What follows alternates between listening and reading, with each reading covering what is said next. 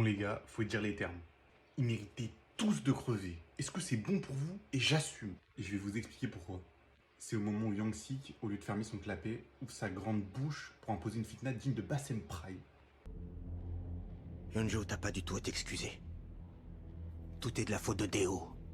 Ma mère l'a vu aussi, et tout le monde ici en est conscient. Carrément, je suis content que ta daronne t'ait terminé, frère. Franchement, si elle l'avait pas fait, carrément, ce serait moi qui serais rentré dans le jeu, je serais rentré dans mon écran comme ça, et je t'aurais terminé. Globalement, c'est à partir de ce moment-là que tout a brillé. En accusant Kang d'avoir été lâche, alors qu'il a juste fait une crise de panique, le gars. Et vous me direz pourquoi les autres personnages? Parce que globalement, ils ont rien fait pour le défendre. Parce qu'on est dans un jeu où ta réputation peut clairement t'amener à vivre ou mourir. Et si t'es un bon, tu laisses pas une fitna s'imposer, surtout quand un des deux mecs a 7 têtes.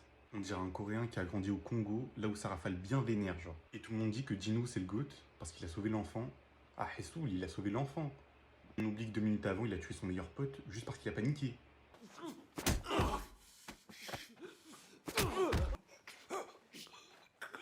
Certes, scénaristiquement, c'est imprévu, mais il y a que ça, quoi. Enfin, son meilleur pote, un de ses collègues en tout cas. On en parle d'à quel point il est inutile parfois. Genre le moment où un gars pète un câble et décide de pousser tout le monde sur le pont. Il a mis au moins 10 bonnes minutes à réagir. 10 bonnes minutes. Le gars, il a eu le temps de tuer 5-6 personnes normales. Le moment où il décide tous de tuer Mitsu, ça aussi c'est catastrophique. Franchement, ça m'a fait de la peine. Bah à ce moment-là aussi, il est resté stoïque, avec sa tête de déterré. Après lui aussi s'est infumé, il a pas sauvé sa meilleure pote alors que il était clairement en train de se faire tuer. Mais après, pour le coup, lui aussi, il avait peur, donc on peut pas trop lui en vouloir. Pour Myung-ji, personne lui en veut, alors que globalement, évidemment qu'il faut lui en vouloir. J'ai été surpris du nombre de commentaires qui lui donnent raison, alors que globalement, il a tout sauf raison. Il a voulu balancer son propre gosse dans le vide pour de l'argent. Mais qui fait ça, sérieux? Ça veut dire que globalement, ceux qui lui donnent raison, vous serez capable de faire pareil, et ça fait très peur. Et passons au plus gros problème de la série, selon moi, le Power Rangers.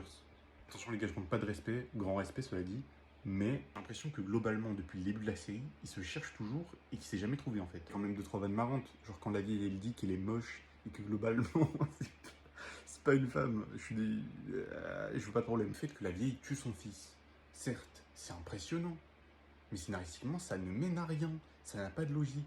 Globalement, il n'y a aucun de ces comportements qui aurait pu amener à ça. Globalement, c'est juste pour pas faire comme les autres, quoi. C'est l'impression que j'ai. Ils ont essayé de se démarquer scénaristiquement des autres, mais voilà ce que ça donne comme résultat. Un tout sans réelle logique, mais agréable à regarder, cela dit.